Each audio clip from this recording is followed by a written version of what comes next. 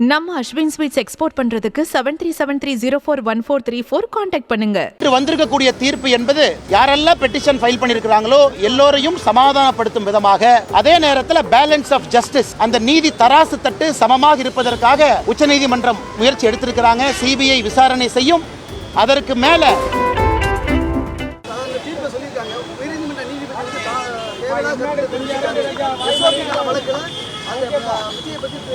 ஆனால் இதில் நம்முடைய நீதியரசர்களை பற்றி சாமானிய மனிதர்களாக எப்பொழுதும் நாங்கள் குறை சொல்ல போவதில்லை, நிறைகளும் சொல்ல போவதில்லை. அவர்களுடைய கடமையை செய்கிறாங்க. ஏற்கனவே சொன்னது போல பயன்படுத்தியிருக்கக்கூடிய வார்த்தைகள் பற்றி நாங்கள் ஏற்கனவே சொல்லியிருந்தோம். அதனால் இன்றைக்கி உச்சநீதிமன்றம் சொல்லியிருக்கிறாங்க, ஹைகோர்ட் ரெஜிஸ்ட்ரார்ட்ட கேட்டிருக்கிறாங்க கேள்வி. அதனால் ஹைகோர்ட்டினுடைய ரெஜிஸ்ட்ரார் பதில் சொல்லுவாங்க, இது எங்களுக்கு சம்பந்தம் இல்லை, நாம் சாமானிய மனிதர்கள். இது உச்சநீதிமன்றம் உயர்நீதிமன்றத்தினுடைய ரெஜிஸ்ட்ரார்ட்ட கேள்வி கேட்குறாங்க, எப்படி எடுத்தீங்க, அது சம்பந்தப்பட்ட பதிலை ரெஜிஸ்ட்ரார் கொடுக்கணும். அதன் பின்பு உச்சநீதிமன்றம் பதில் சொல்லணும், தீர்ப்பு சொல்லணும். அதனால் நாங்கள் இதை பற்றி பேசுவது சரியாக இருக்காது.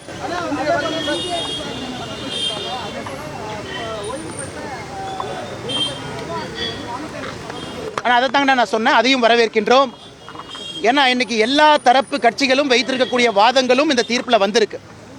தமிழக வெற்றி கழகத்தினுடைய வாதம், ஒரு சிட்டிங் சுப்ரீம் கோர்ட் ஜட்ஜ் அவங்க வரணும், தமிழக வெற்றி கழகத்தினுடைய வாதம்.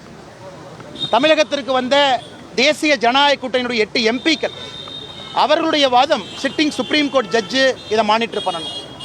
தமிழக பாரதிய ஜனதா கட்சியினுடைய வாதம் சென்ட்ரல் பியூரோ ஆஃப் இன்வெஸ்டிகேஷன் இந்த வழக்கு எடுத்து நடத்தணும். ஆனால் இன்று வந்திருக்கக்கூடிய தீர்ப்பு என்பது யாரெல்லாம் பெட்டிஷன் ஃபைல் பண்ணியிருக்கிறாங்களோ எல்லோரையும் சமாதானப்படுத்தும் விதமாக, அதே நேரத்தில் பேலன்ஸ் ஆஃப் ஜஸ்டிஸ், அந்த நீதி தராசு தட்டு சமமாக இருப்பதற்காக உச்சநீதிமன்றம் முயற்சி எடுத்திருக்கிறாங்க. சிபிஐ விசாரணை செய்யும். அதற்கு மேலே ஒரு மாண்புமிகு உச்சநீதிமன்ற நீதியரசர், முன்னாள் நீதியரசர் இருப்பாங்க. அவர்களோடு தமிழகத்தில் பிறக்காத ஆனால் தமிழகத்தில் பணி செய்யக்கூடிய டிஎன் கேடர் 2 IPS அதிகாரிகள் இருப்பார்கள் என்கின்ற பல விஷயத்தை சொல்லியிருக்கிறாங்க. இது அனைத்தும் கூட பாராட்டுக்குரியது, வரவேற்புக்குரியது. அதனால் நிச்சயமாக சம்பந்தப்பட்ட நபர்கள் தண்டிக்கப்பட வேண்டும், நீதி வெல்ல வேண்டும்.